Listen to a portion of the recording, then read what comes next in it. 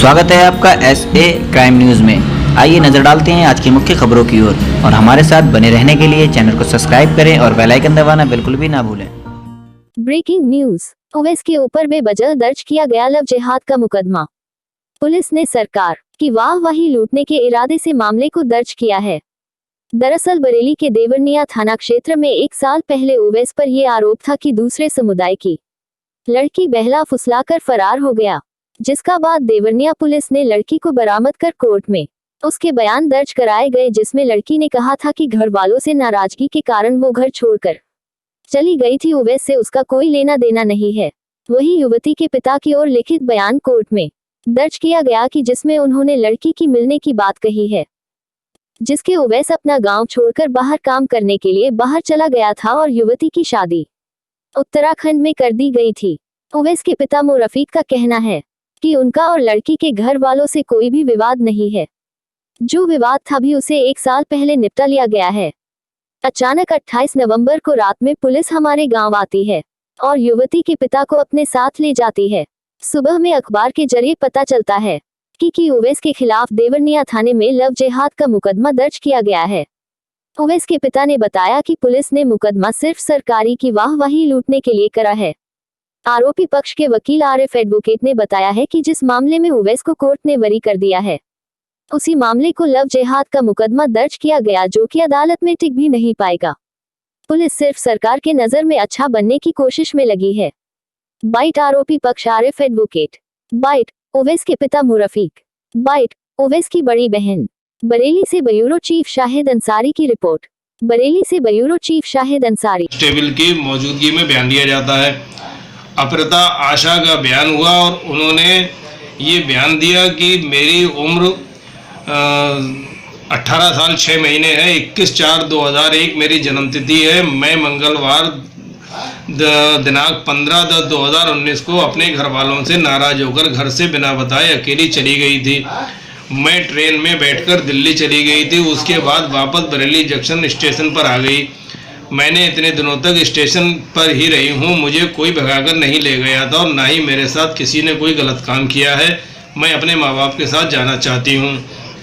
Police ने उससे प्रश्न किया कि तुम्हारे पापा ने रिपोर्ट लिखाई है कि गांव का लड़का ओवैस अहमद तुम्हें बहला फुसलाकर भगाकर ले गया, क्या ये बात सच है? उत्तर, नहीं, मुझे ओवैस अहमद भगाकर नहीं ले गया और ना ही मैं उसके साथ गई। ये उसका बयान है लड़की का। उसके बाद में उसको मेडिकल के लिए ले जाया गया, ये इसकी मेडिकल प्रूफ के लिए। तो उसने बरेली में भी ये अपना ये दे दिया मेडिकल रिपोर्ट में कि मैं अपना मेडिकल कराना नहीं चाहती हूँ, क्योंकि मेरे साथ किसी ने कोई गलत काम नहीं किया है। ये उसने ये भी। अब उसके बाद उसके धारा 164 के बयान होते हैं कोर्ट में, जिसको दरोगा जी ने अवलोकन किया और शब्द बाई शब्द लिखे जाते हैं। उसने बयान में भी ये बात कही है कि मेरी उम्र 18 वर्ष 6 महीना है। मैंने इसी वर्ष इंटर किया है। ओवैस को मैं नहीं जानती। मैं दिनांक 15/10/2019 को घर वालों से नाराज होकर दिल्ली चली गई थी। मैं अब अपने मम्मी पापा के साथ जाना चाहती हूँ। ये धारा 164 के बयान हैं जो बरेली उसने कोर्ट में दिए। उसके बाद में विवेचक ने उसको न्यायालय में प्रस्तुत किया सुपुर्दगी के लिए। न्यायालय में जो सुपुर्दगी के लिए प्रार्थना पत्र दिया, वो प्रार्थना पत्र भी ये है। इस प्रार्थना पत्र के आधार पे न्यायालय ने लड़की के जब धारा 164 का बयान लिया, देखा और 161 का केस डायरी का अवलोकन किया, तो ये 23/10/2019 को JM बहेड़ी ने उसको बालिग मानते हुए और उसके सारे पेपर देखने के बाद हाई स्कूल की मार्कशीट, इंटर की TC, सब चीज़ देखते हुए इसको उसकी इच्छा अनुसार जाने के लिए आदेश कर दिया। दरोगा जी ने माननीय न्यायालय के आदेश के अनुसार 23/10/2019 को लड़की आशा के पिता टीका राम को इन 2 गवाहों की मौजूदगी में उनको सुपुर्दगी में दे दिया। उसका भी ये हमारे पास प्रूफ है। ये मैटर समाप्त हो गया। इसमें फाइनल रिपोर्ट लग गई। उस फाइनल रिपोर्ट की कॉपी ये है। अब उन्होंने सोचा कि इस मामले को कैसे हम तूल दें, क्योंकि बीजेपी की सरकार है योगी जी की और पूर्ण बहुमत की सरकार है। वो ये चाहते हैं कि हम उत्तर प्रदेश के अंदर एक ऐसा बीज जो बोते हैं, हिंदू और मुस्लिम को बांटने का काम करते हैं। इसी बारे में मेरा कहना यह है कि जब एक चैप्टर क्लोज हो गया और इसकी फाइनल रिपोर्ट भी लगने के बाद कोर्ट में आ गई, अब उन्होंने एक नया जो बिल लेकर आए कि साहब ये उत्तर प्रदेश धर्म विधि विरुद्ध धर्म परिवर्तन जो लेके आए प्रतिषेध अधिनियम, वो पूर्ण बहुमत में उन्होंने अपना ये पास कर लिया और गवर्नर महोदय ने उस पर, महामहिम राज्यपाल महोदय ने उस पर दस्तखत कर दिए। अब जैसे ही ये एक्ट मतलब प्रावधान उन्होंने दिया, एक्ट बनाया, और उसी दिन थाना देवरिया की पुलिस ने अपने नंबर बढ़ाने के लिए इस मुकदमे में उसी टीकाराम को बुला के एक मुकदमा नया कायम कर दिया। और उसके अंदर भी उन्होंने ये कहा कि मेरे गांव का उवैस अहमद मेरी लड़की के पढ़ाई के समय से मेरी लड़की से जान पहचान बना लिया था, जो मेरी लड़की को बहला फुसलाकर धर्म परिवर्तन के उद्देश्य से प्रलोभन देकर दबाव में लेकर धर्म परिवर्तन करना चाहता है। मेरे व मेरे परिवार के लोगों द्वारा बार बार मना करने पर नहीं मान रहा है, तो और हमें गाली गलौज कर रहा है, जान से मारने की धमकी दे रहा है। उन्होंने ये एक मुकदमा कायम करा दिया। लड़की की, मुझे अखबार के माध्यम से भी आज ये पता लगा कि लड़की की लॉकडाउन के दौरान उसके पिता ने शादी कर दी। वो अपनी ससुराल में मतलब सकुशल अपने परिवार के साथ, अपने ससुराल वालों के साथ रह रही है। तो क्यों उस लड़की के परिवार को बिगाड़ने के लिए ये इस तरह के मुकदमे कायम करके उसको बदनाम करने के लिए, जो उसका मामला एक क्लोज हो चुका है। अब अखबारों में, जब बड़े बड़े अखबारों में ये हेडिंग और मीडिया में आ रहा है कि साहब एक मुकदमा जो है कायम हो गया और उस लड़की के मैटर में उसको धर्म परिवर्तन के लिए जो है ज़बरदस्ती उसको कहा जा रहा है, धमकी दी जा रही है, तो उसकी ससुराल में भी जब ये बात पता लगेगी कि इस लड़की के बारे में इतना बड़ा हाईलाइट मैटर चल रहा है, तो उसकी ससुराल वाले भी नाराज होकर उसका और घर बिगड़ सकता है। तो मेरा आप लोगों से आग्रह ये है कि ऐसे मामलों में कम से कम मीडिया के लोगों को भी मतलब सही खबर छापनी चाहिए और सही खबर प्रकाशित करनी चाहिए कि जो एक ज़बरदस्ती का मुकदमा बेवजह उवैस अहमद को और उसके पहले रिश्तेदारों को, उसके बहनोइयों को, उसके पिता को एक दबाव बनाने के लिए थाना देवरिया में कई दिन बैठाए रखा कि साहब प्रेशर बनाया कि साहब किसी तरीके से उवैस आ जाए।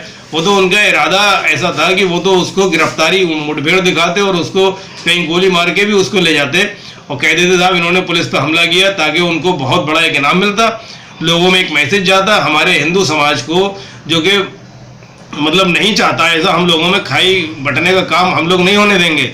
हम हिंदू और मुसलमानों के साथ में हमें उस लड़की से हमदर्दी है। तो कल आज हमने अखबार में पढ़ा कि आला हजरत के परिवार से भी जो है, वहाँ से आला हजरत के यहाँ से भी एक फतवा जारी हुआ कि साहब ये सही है। मेरा भी कहना ये है कि इस्लाम हमारा जो है वो कहीं ये नहीं कहता है कि ज़बरदस्ती किसी भी काम में किया जाए। अगर ये मोबाइल है, अगर मैं अपनी स्वेच्छा से अगर कोई मेरा मोबाइल ये ले लेता है तो बिल्कुल सही है, लेकिन अगर ज़बरदस्ती अगर कोई मोबाइल लेता है तो ये अपराध हो जाएगा। तो ये कह देना कि साहब कि वो ज़बरदस्ती धर्म परिवर्तन करा रहे हैं, ना धर्म परिवर्तन हुआ है, लड़की अपनी ससुराल में आराम से रह रही है और इसके लिए हम उवैस जो है हमारा ये बेगुनाह है। इसकी लड़ाई चाहे हमें माननीय सेशन न्यायालय बरेली में, चाहे हाई कोर्ट तक जाना पड़े, हम इसकी लड़ाई लड़ेंगे और ये निर्दोष है बिल्कुल और बेगुनाह इसको जेल भेजा गया है। वो जो लड़की टीकाराम की, इनके पड़ोसियों ने, सबने, कुर्मियों ने जो कही कि ये लड़की चली गई और उवैस ले गया, मगर उवैस घर पर सबने देखा, घर पर है। मेरी फूफो के यहाँ बारात थी, वो नहा धो के भात लेकर जा रहा है और मेरे खुद के घर पर मौत हो गया। मेरा जवान जेठ का लड़का ख़त्म हुआ उससे एक्सीडेंट से, तो सारे घर वाले मेरे घर पर ही। नगर का रहने वाला हूँ, थाना देवरिया। उवैस अहमद मेरा बेटा है छोटा। क्या है पूरा मामला, क्यों गिरफ्तारी हुई है, कैसे ये मामला है? ये सारा कुछ गलत है, बेबुनियाद है। मेरा बेटा कभी बेकसूर है। इससे पहले मतलब ये कि पिछले साल में भी इनको पकड़वा लिया गया था लड़की के चक्कर में। लड़की जब पकड़ी गई, पकड़ कर आ गई, उसने कहा कि मेरा उवैस से कोई मतलब नहीं है, कोई वास्ता नहीं है, उवैस बेकसूर है। और मैं घर से अगर भागी थी तो अपनी मर्जी से भागी थी, अपनी मर्जी से आ गई। पुलिस ने ले आई और उनने लड़की को अपनी पिता के हवाले कर दिया और लड़के को हमें दे दिया पुलिस ने, और कोई प्रूफ नहीं दिया हमें।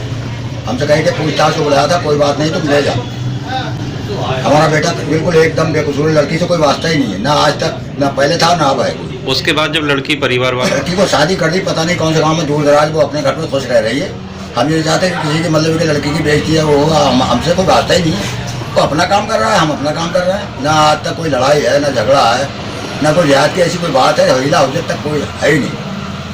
तो जैसे कि अब भी हमें डराता धमकाता है और हमारी बेटी को धर्म परिवर्तन के लिए कहता है, इसमें कितनी सच्चाई है? ये बिल्कुल एकदम झूठ है। ये लोग कोई कुछ ऐसे होते हैं जो कि ऐसा गलत आरोप लगवा देते हैं पहले भी एक वो शांतिपाल वगैरह थे, इन्होंने झूठा एप्लीकेशन लिखवा लौंडे को उठवा दिया था गलत, और जब उसकी छानबीन हुई तो गलती साबित हुई और लौंडे को छोड़ दिया और लौंडिया को भी लौंडिया के बाप को दे दिया। ऐसी कोई बात ही नहीं थी।